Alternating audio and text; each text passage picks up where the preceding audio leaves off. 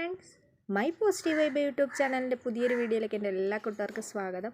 അപ്പോൾ ഇന്നേ നമ്മുടെ ചെടികളിൽ പുതിയ ഫ്ലവേഴ്സുകളൊക്കെ വിരിഞ്ഞു, പിന്നെ വിരിയാനായിട്ട് മൊട്ടുകളായിട്ട് നിൽക്കുന്നു. ഇതൊക്കെയാണ് ഇന്നത്തെ നമ്മുടെ കാഴ്ചകൾ കേട്ടോ. ഇത് പഴയ ഒരു പൂക്കൾ കൊഴിഞ്ഞ് വീണ് കിടക്കുന്നതാണ്. പിന്നെ അതിൻ്റെ ഒരു പുതിയ പൂവ് ഇന്ന് വിരിഞ്ഞിട്ടുണ്ട്. അതിതാണ്. കുറച്ചും കൂടി ബ്രൈറ്റ് ആവാനുണ്ട്. സൺലൈറ്റിൻ്റെ ഒരു പ്രശ്നം കാരണമാണ് ഇതിൻ്റെ ഒരു കളറ് ബ്രൈറ്റ്നെസ് വരാത്ത കേട്ടോ. പതുക്കെ പതുക്കെ അത് ആയി വരുന്നുണ്ട്. ഇനി ഒരു കുറച്ചും കൂടെ ടൈം കഴിഞ്ഞ് കഴിയുമ്പോഴാണ് ഈ ഒരു ഏരിയയിൽ അത്യാവശ്യം വെയിലടിക്കുന്നത്. അന്നേരത്തേക്കും ഈ ഒരു നല്ലൊരു ബ്ലൂ ഷെയ്ഡും കൂടെ ഇതിനകത്തുനിന്ന് കയറി വരുന്നുണ്ട്. അപ്പം നല്ല ഭംഗിയായിരിക്കും. ഇതിപ്പോൾ വിരിഞ്ഞ് തുടങ്ങിയതേ ഉള്ളൂ കേട്ടോ. അടുത്തതായിട്ട് നമ്മൾ വഴിയോരത്തുനിന്ന് പറിച്ചുകൊണ്ട് വന്ന നമ്മുടെ വള്ളിയമ്മയാണ്. വള്ളിയമ്മ പതുക്കെ വള്ളി വീശി കയറാൻ തുടങ്ങിയിട്ടുണ്ട്.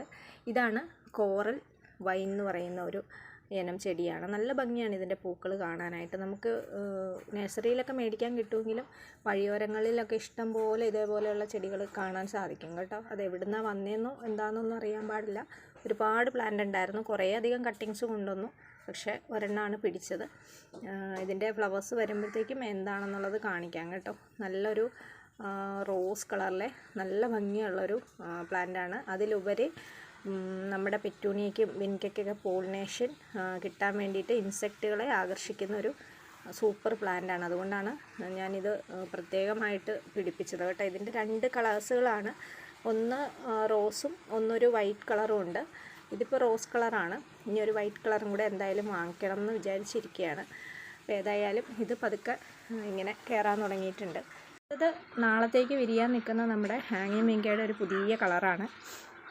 അപ്പോൾ ഇതൊക്കെ കാണുമ്പോൾ ശരിക്കും ഒരു സന്തോഷമാണ്. കാരണം നമ്മൾ ഇതിനെ അത്രമാത്രം സ്നേഹിക്കുന്നുണ്ട്. അതുപോലെ ഇവർക്കുള്ള എല്ലാ കാര്യങ്ങളും നമ്മൾ കൃത്യമായിട്ട് ചെയ്ത് കൊടുക്കാറുണ്ട്. അതുകൊണ്ട് തന്നെ അത്യാവശ്യം നല്ല രീതിയിൽ തന്നെ ഗ്രോത്തായി നല്ല രീതിയിൽ തന്നെ ഫ്ലവറിങ്ങും നമുക്ക് തരുന്നുണ്ട് ഈ ഒരു പ്ലാന്റ്. ഈ ഒരു പ്ലാന്റ് എന്നല്ല, എൻ്റെ ഗാർഡനിലുള്ള എല്ലാ പ്ലാന്റ്സുകളും അങ്ങനെ തന്നെയാണ്. കൃത്യമായിട്ടുള്ള ഒരു പരിചരണം നമ്മൾ കൊടുത്തെങ്കിൽ നമുക്ക് കൃത്യമായിട്ടുള്ള ഒരു റിസൾട്ട് ചെടികൾ ഉറപ്പായിട്ടും തരുന്നതാണ്. അതല്ല, നമ്മൾ ചെടികൾ വെറുതെ ഒന്ന് കൊണ്ട് വെച്ചിട്ട് നോക്കാണ്ടിരിക്കുകയാണെങ്കിൽ പൂ തരട്ടെ എന്ന് വിചാരിച്ചിട്ടുണ്ടെങ്കിൽ ഒരിക്കലും അത് ഫ്ലവറിങ് ആവത്തില്ല. അപ്പം അതിന് വേണ്ടിയിട്ടുള്ള എല്ലാ കാര്യങ്ങളും നമ്മൾ ചെയ്തു കൊടുക്കേണ്ട അത്യാവശ്യമാണ് കേട്ടോ.